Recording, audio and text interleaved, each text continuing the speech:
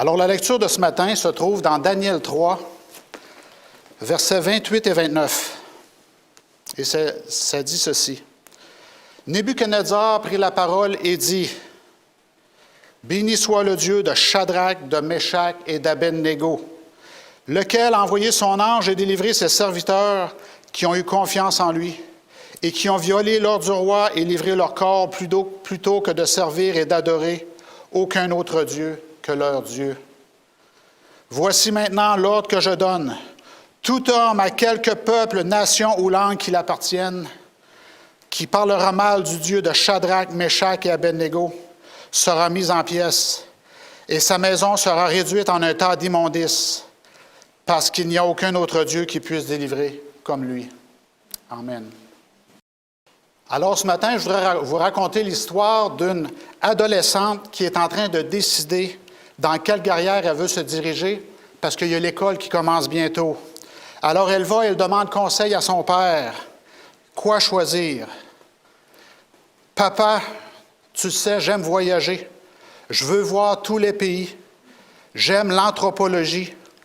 Je veux connaître les gens chez eux. Je veux les aider et faire une différence dans leur vie. Peut-être que je pourrais devenir infirmière et je pourrais soigner les gens et les rétablir. Je pourrais aussi être médecin et je pourrais être encore plus en mesure d'intervenir et de faire une différence dans le monde. Qu'est-ce que je dois faire, papa? Et alors que le père écoute, il finit par répondre. Tu sais, dans la vie, tu ne pourras pas faire tout ce que tu veux. Tu dois faire un choix. Alors Daniel Perrault de Montréal a choisi de devenir médecin et de faire de l'aide humanitaire sa vocation et d'aller secourir les gens le plus dans le besoin et de soulager la souffrance et la misère dans le monde. Aller combattre l'Ebola au Sierra Leone, la lèpre et la polio au Togo et de travailler dans de nombreux pays en voie de développement, là où elle a fait une grande différence. Et là, plus tard dans sa carrière, Daniel allait aussi régulièrement dans les communautés autochtones du Grand Nord canadien, là où personne ne veut aller, et elle a fait une différence pour soulager la misère humaine. Il y a des gens là-bas qui n'ont jamais vu quelqu'un offrir des soins de santé là-bas. Et elle a risqué d'aller là. Et cette personne-là a tellement frappé l'imagination par sa carrière qu'elle a été décorée comme chevalière de l'Ordre national du Québec en 2018, et ça fait déjà 4 ans de ça.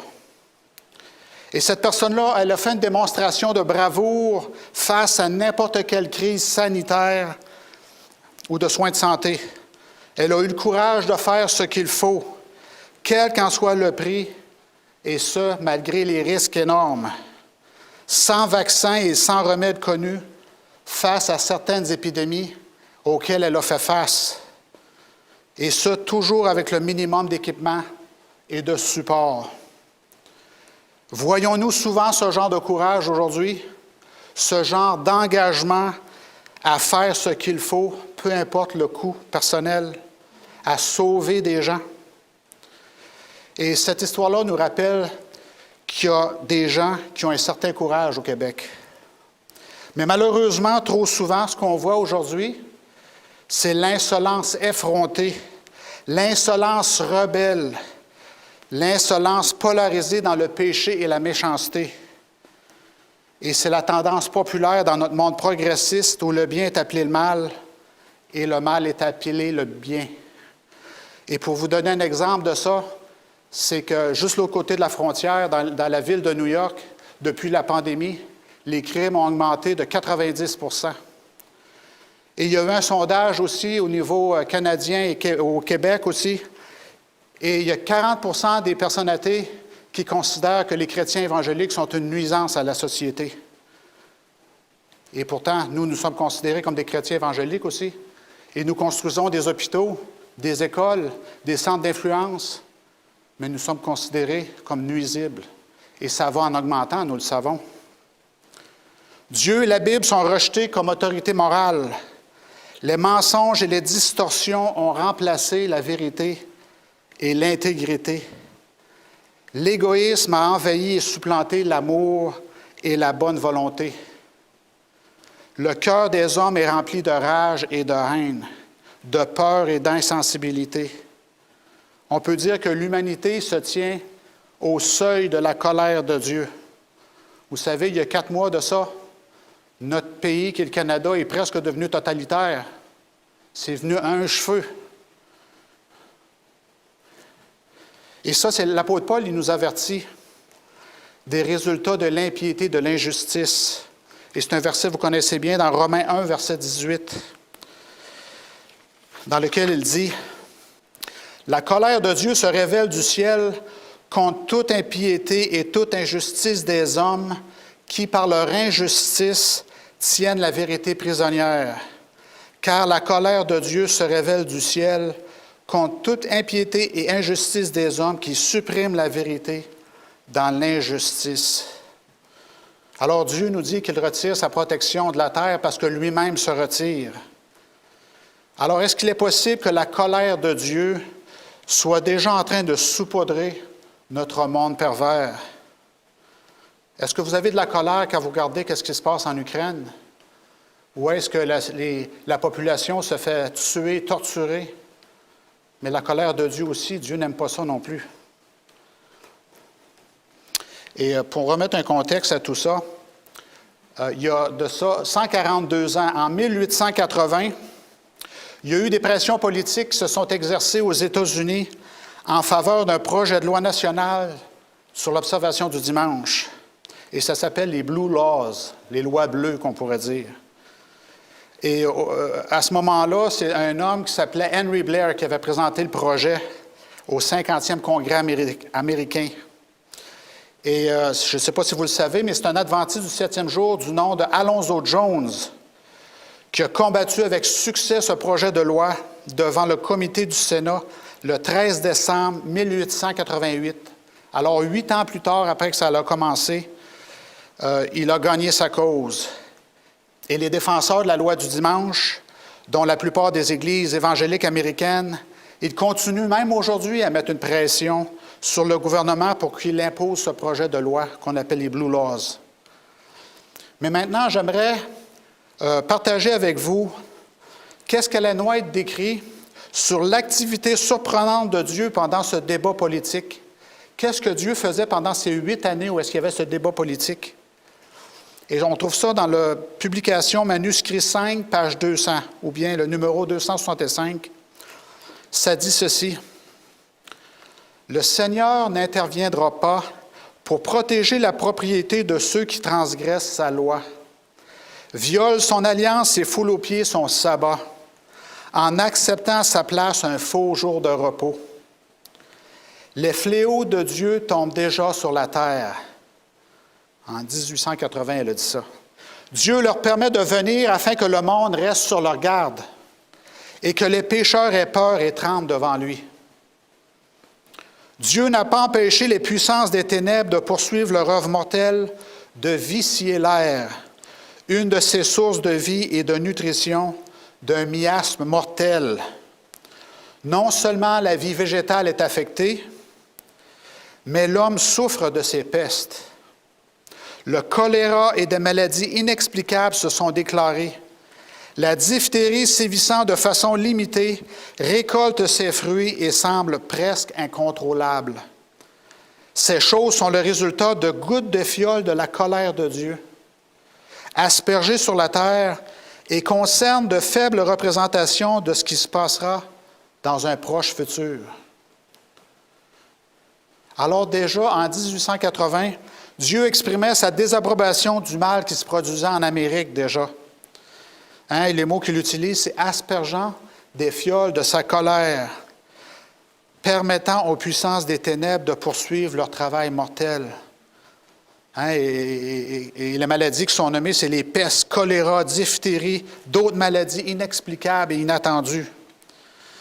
Alors, la question qu'on peut se poser ce matin, est-ce que ce serait possible que la même chose aujourd'hui se produise dans notre monde impie et injuste et que des pandémies comme le COVID-19, le choléra, les allergies, streptocoques, salmonellose, papillome, gonorrhée, syphilis qui sont en augmentation et d'autres fléaux étranges et virulents se développent et nous frappent pour nous réveiller et attirer notre attention sur les choses que Dieu veut que nous soyons concentrés.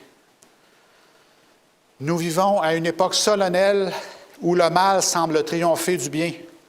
Les forces des ténèbres semblent éclipser la lumière où sont les défenseurs de la vérité. Où est-ce qu'ils sont les gens qui sont courageux? Où sont les courageux qui vont défendre le droit, même si le ciel doit leur tomber sur la tête? L'Église elle-même semble être séduite par le virus du compromis. Le politiquement correct est la loi du pays et malheureusement aussi l'Église en subit les conséquences et l'influence. On se soucie plus d'offenser l'homme que d'offenser Dieu. Il y a une crise d'intégrité et de courage moral dans notre Église. Alors, c'est qui l'Église quand on y pense? L'Église, c'est moi, c'est vous. Nous sommes l'Église. Nous sommes hypnotisés par les distractions perfides du monde qui nous privent de l'intimité et de la sécurité avec le Christ. Vous savez, nous devenons ce que nous regardons sur les réseaux sociaux. Et comment allons-nous trouver ce courage de défendre le Christ et sa vérité dans une culture de tromperie et de méchanceté? Et ici, on parle d'un courage bien placé, bien sûr. On ne parle pas d'un extrémisme polarisé qui est dépourvu de sagesse et de connaissance de cause. Alors, nous allons étudier dans les évangiles ce matin et nous allons étudier plus spécifiquement Romains 5, versets 1 et 2. Ça dit ceci. « Étant donc justifiés par la foi, nous avons la paix avec Dieu par notre Seigneur Jésus-Christ, à qui nous devons d'avoir eu, par la foi à cette grâce, dans laquelle nous demeurons fermes, et nous nous glorifions dans l'espérance de la gloire de Dieu. » Nous trouverons le courage de nous tenir debout. Comment, selon l'apôtre Paul? C'est dans la grâce de Dieu. Et c'est quelque chose que l'apôtre Paul répète plus loin. Plus loin, on peut le voir, c'est dans 2 Timothée 2, verset 1, qui dit « Toi donc, mon enfant, fortifie-toi dans la grâce qui est en Jésus-Christ. » Alors la question est celle-ci. Quelle est cette grâce? Et comment nous permet-elle de tenir bon? Alors, l'apôtre Paul nous a donné un bon indice dans les versets que nous venons de lire,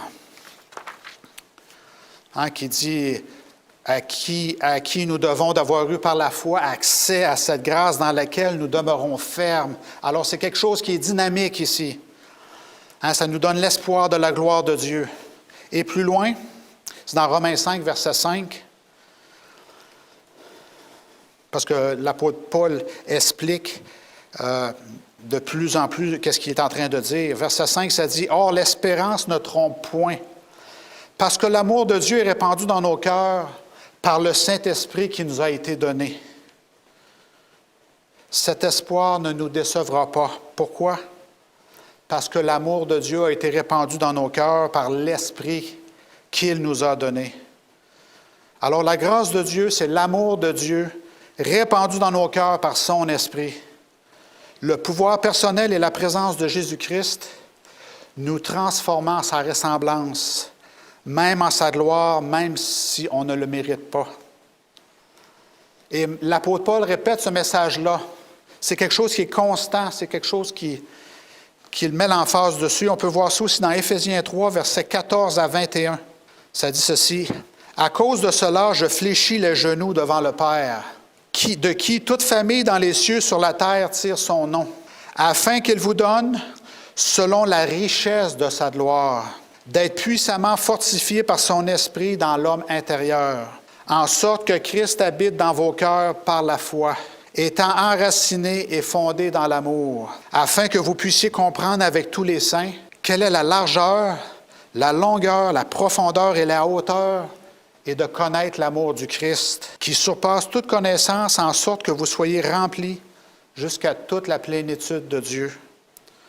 Or, à celui qui peut faire, par la puissance qui agit en nous, infiniment au-delà de tout ce que nous demandons ou pensons, À lui soit la gloire dans l'Église et en Jésus-Christ, dans toutes les générations, au siècle des siècles. Amen.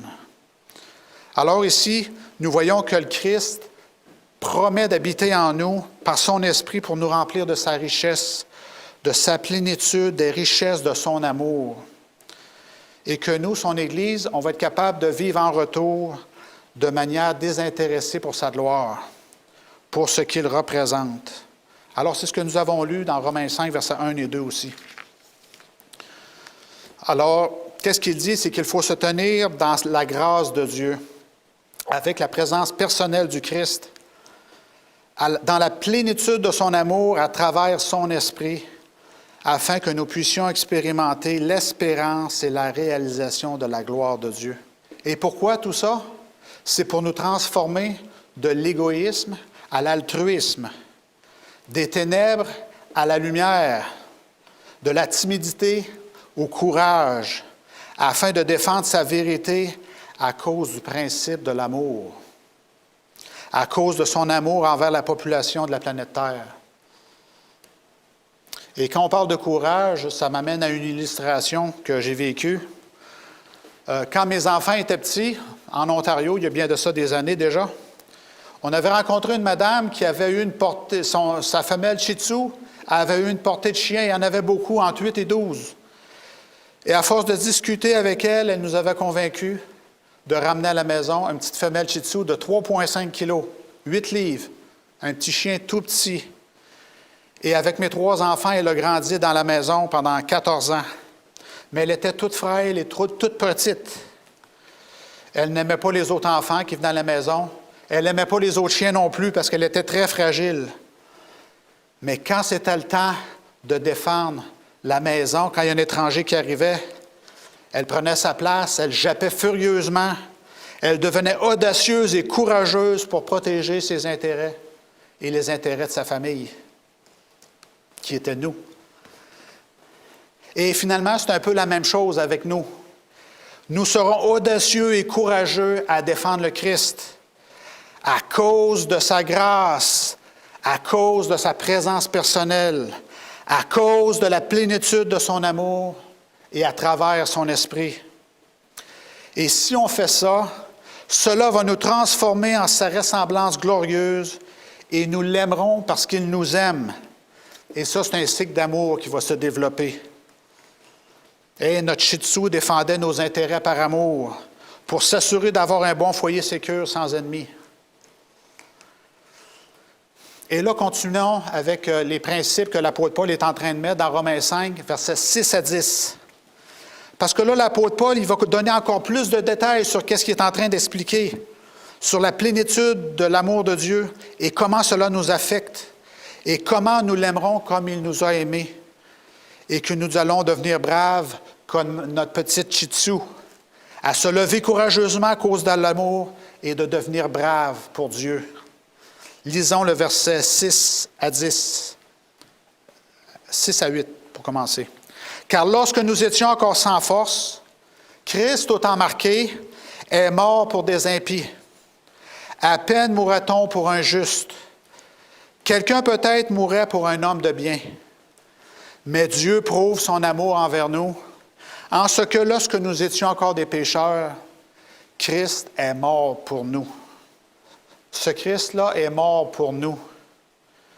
Qui étions-nous? Nous étions des impies. Nous étions des ennemis. Est-ce que nous méritions d'avoir une transaction aussi coûteuse? Pas du tout. Ce qu'on méritait, c'était la condamnation de la mort. Mais Jésus, lui, a été condamné. Il a été crucifié. Il est mort pour nous, ses ennemis. Puis Jésus a ressuscité. Et maintenant, il nous représente devant son Père afin que nous soyons libérés de toute condamnation et de la mort et que nous soyons déclarés justes devant Dieu et que nous devenions enfants adoptés que nous ne méritons pas. Maintenant, les ennemis sont devenus pardonnés et justifiés relationnellement et éternellement, restaurés par Christ en Dieu par la foi. Nous avons ici la paix avec Dieu et accès à sa grâce. Et encore une fois, dans les versets qui suivent, Paul en rajoute encore. Et voyez ce qu'il dit au verset 9 et 10. Étant donc justifiés par la foi, non, c'est ce que nous avons lu au verset 1 et 2, mais là, il rajoute encore au verset 9 et 10, ce que je veux dire, c'est qu'il en rajoute encore à ce qui a été dit au verset 1 et 2. Et au verset 9, il utilise les mots 2 fois, « à plus forte raison donc ». C'est beaucoup plus grand que ce qu'il apporte encore. « À plus forte raison donc, maintenant que nous sommes justifiés par son sang, serons-nous sauvés par lui de la colère? Car si, lorsque nous étions ennemis, nous avons été réconciliés avec Dieu par la mort de son Fils, à plus forte raison, étant réconciliés, serons-nous sauvés par sa vie? » Jésus est vivant maintenant. Si Dieu nous a justifiés et restaurés, nous, indignes, ennemis, condamnés par la mort sacrificielle du Christ, encore plus maintenant que nous sommes ses enfants adoptifs, pardonnés, nous serons sauvés et transformés à travers de sa vie. Jésus est vivant aujourd'hui. Alors Dieu, à travers la mort de son Fils, Jésus-Christ, il a changé, il a élevé notre statut d'ennemis condamnés à ses enfants justes, offrant ainsi la paix, mais bien plus maintenant en ayant la paix avec Dieu comme ses enfants justes. Il va transformer et élever notre nature et notre caractère comme des enfants justes par la vie du Christ. Christ, vivant en nous par son Esprit, nous remplira de la plénitude de son amour, nous transformant en sa ressemblance glorieuse. Et là, j'ai trouvé un commentateur biblique évangélique qui a dit ceci. « Maintenant que nous sommes ses enfants, nous avons la sécurité. Nous sommes justifiés par son sang, rien ne peut changer cela. S'il a fait beaucoup de choses pour sa mort, s'il a fait beaucoup pour nous par sa mort, combien plus peut-il faire pour nous dans sa vie? Nous ne sommes pas seulement sauvés par sa mort, mais nous sommes aussi sauvés par sa vie. Nous sommes sauvés de la défaite, sauvés de la colère future. Donc, il dit que nous avons la sécurité, nous avons la victoire, nous avons la suffisance et tout ce que nous avons besoin, Dieu nous l'a donné. Alors, Dieu a pris des rebelles, il en a fait des rois. Dieu prend des esclaves, il en fait des souverains. Et ça, c'est la grâce dans laquelle nous nous tenons. Et nous allons souffrir courageusement pour lui parce qu'il a courageusement souffert pour nous. Il est toujours avec nous et en nous. Jésus est notre force et notre suffisance. Allons au verset 3 maintenant. Romains 5, verset 3. Paul avait fait une déclaration au début du chapitre qui dit ceci. « Nous nous réjouissons de nos souffrances, de nos afflictions, sachant ainsi que la souffrance produit l'endurance ou la persévérance. Nous ne resterons jamais seuls dans nos épreuves et nos souffrances. » Alors Christ a courageusement souffert pour que nous élevions notre statut, notre nature et notre gloire. Nous partageons maintenant courageusement nos souffrances, debout dans sa grâce, en recevant la plénitude de son amour glorieux et de sa vie à travers de son esprit. Dieu va toujours se montrer fidèle et vrai pour nous renforcer, pour nous soutenir et nous délivrer, afin qu'on puisse apprendre par l'expérience à persévérer et à se tenir dans sa grâce. Et n'était-ce pas l'expérience qu'ont vécue Shadrach, Meshach et Abednego? Et dans vos Bibles, nous l'avons lu dans le verset original, c'est dans le 3e chapitre de Daniel. Et là, vous vous rappelez sûrement le fier roi Nebuchadnezzar. Vous savez qui il était, le roi Nebuchadnezzar. Il avait bâti les jardins de Babylone. Tout ce qu'il faisait était extraordinaire, jusqu'au point il pensait qu'il était peut-être un dieu, qu'il avait des forces intérieures plus que les autres. Alors, à un moment donné, il a construit cette tour en or, pas une tour, une statue immense en or, et il a ordonné à tout le monde de l'adorer, de se mettre à genoux devant. Mais il y a 3 jeunes Hébreux qui ont refusé, Shadrach, Meshach et Abednego, de leur nom perse. Ils ont refusé et finalement, ils ont été traînés devant le roi Nebuchadnezzar qui leur a demandé ceci, c'est au verset 14 du chapitre 3. Et là, Nebuchadnezzar, il parle probablement devant toute la foule, la population perse qui est là. Et là, il dit, « Est-ce de propos délibérés, Shadrach, Meshach et Abednego, que vous ne servez pas mes dieux et que vous n'adorez pas la statue d'or que j'ai élevée? » Alors là, il les menace doucement de les jeter dans la fournaise ardente. S'ils font encore, qu'est-ce qu'ils ont fait de ne pas adorer cette statue? Et là, plus loin, au verset 15, la deuxième partie, le Nebuchadnezzar leur laisse un petit message. « Et qui est le Dieu qui vous délivrera de ma main? Est-ce qu'il y a un pouvoir ou un Dieu quelconque qui peut vous sauver? » Et plus loin, au verset 16 et 18, Shadrach, Meshach et Abednego répliquèrent au roi Nebuchadnezzar, « Nous n'avons pas besoin de te répondre là-dessus. Voici, notre Dieu que nous servons peut nous délivrer de la fournaise ardente. Il nous délivrera de ta main, ô roi. Sinon, sache, ô roi, que nous ne servirons pas tes dieux et que nous n'adorerons pas la statue d'or que tu as élevée. » Alors, les Hébreux savaient que Dieu était avec eux. Ils s'attendaient à ce qu'il soit leur sécurité, leur suffisance et leur force. Alors là, Nebuchadnezzar était furieux. Il a ordonné que la fournaise soit chauffée 7 fois plus chaude. Et là, il a demandé à ses soldats les plus gros, les plus puissants, de s'occuper de ces 3 jeunes Hébreux. Et là, une question qu'on peut se poser quand on lit le texte comme il faut, ça dit, pourquoi le roi a-t-il eu une réaction aussi extrême et excessive? A-t-il été si offensé par le défi de 3 jeunes Hébreux? Pensez-vous qu'il a été si offensé par eux ou qu'il a senti et anticipé qu'il y a quelque chose qui est en train de se passer? Et là, j'ai une citation d'Ellen White qui a été citée dans Signe des temps, le 19 mai 1897, qui dit ceci. « Les attributs sataniques ont fait apparaître son visage comme celui d'un démon et avec toute la force qu'il pouvait ordonner. Il ordonna que la fournaise soit chauffée 7 fois plus que la normale. Il ordonna aux hommes les plus puissants de lier les jeunes et de les jeter dans la fournaise. Et écoutez bien ceci. Il sentit qu'il fallait plus de puissance que d'ordinaire pour faire face à ces hommes nobles. Son esprit était fortement impressionné que quelque chose d'inhabituel s'interposerait en leur faveur. Et ces hommes les plus forts reçurent l'ordre de s'occuper d'eux. Alors Nebuchadnezzar avait compris que Shadrach, Meshach et Abednego avaient une puissance avec eux. Une puissance qui était avec eux, oui, et qui leur permettrait de se tenir debout pour lui, alors qu'il y avait un événement très difficile pour eux qui prenait place. Et au verset 24 et 25, en suivant l'histoire, on a le roi Nebuchadnezzar qui va parler à ses conseillers alors qu'il y a quelque chose de très spécial qui se passe.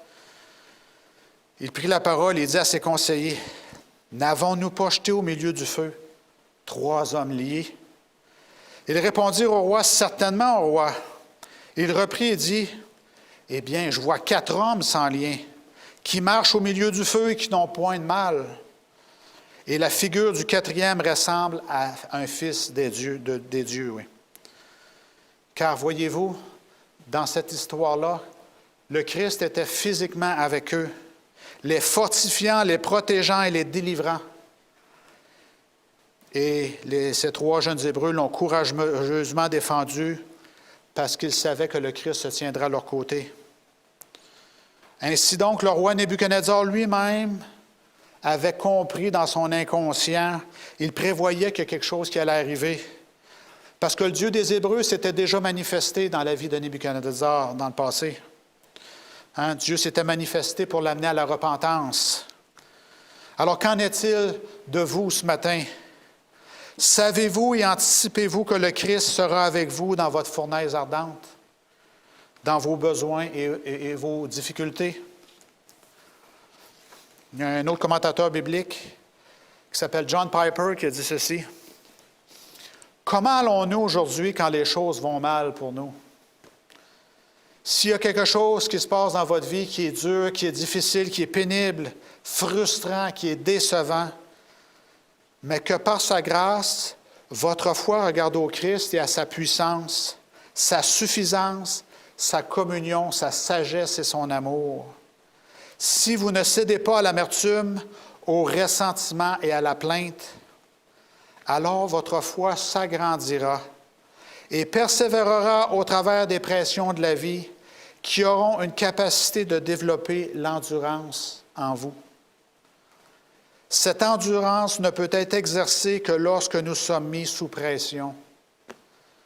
Les épreuves mêmes que nous redoutons sont donc utilisées par Dieu pour nous fortifier. Donc, les disciples du Christ peuvent voir la souffrance comme des opportunités, comme des situations d'entraînement dans lesquelles nos réserves intérieures, notre force et notre ténacité seront développées. Et il continue en disant, « Et bien sûr, nous avons besoin de ces qualités si nous voulons maintenir une vie pieuse et juste au travers des sociétés impies, complexes et hautement pressurisées dans lesquelles nous vivons. Qu'arrivera-t-il de vous quand on décidera de chauffer votre fournaise 7 fois plus forte? Êtes-vous submergé par vos afflictions et vos souffrances? Êtes-vous confus dans tous les événements qui se déroulent alentour de vous? Rappelez-vous que vous n'êtes pas seul. Le Christ est avec vous. Vos épreuves et vos souffrances sont donc des opportunités. La possibilité divine de souffrir avec le Christ afin que vous soyez aussi glorifiés avec lui et que vous vous teniez dans sa grâce. Vous comprenez maintenant que Dieu vous a justifié au travers du Christ, élevant votre statut, votre condition comme étant ses enfants justes, créant ainsi la paix avec lui. Maintenant, à plus forte raison, comme le dit l'apôtre Paul, le Christ vit en vous à travers son esprit, transformant et élevant votre nature et votre caractère d'ennemi et d'impie à des enfants, quoi? Justes et courageux de Dieu, afin que vous puissiez hardiment le défendre par sa grâce. Alors que le Seigneur nous bénisse tous aujourd'hui. Amen. Alors maintenant, nous allons faire la prière de bénédiction. Alors inclinons nos têtes pour la prière de bénédiction. Alors, Seigneur, notre Dieu, notre Père, merci beaucoup pour tout ce que tu as fait pour nous en Christ. Tu nous as justifiés et réconciliés en toi. Tu nous as adoptés comme tes enfants. Nous t'appartenons éternellement. Nous avons la paix et la sécurité en Christ. C'est ce que nous avons appris ce matin. Donne-nous le courage, Père Céleste, de te défendre dans les moments difficiles de la vie pour communiquer la vérité, pour défendre la vérité coûte que coûte, car nous savons que tu es celui qui tient toujours à nos côtés et tu défendras ta vérité en nous et à travers de nous. Alors, c'est ce que nous demandons en ton nom ce matin. Au nom de Jésus, nous prions. Amen.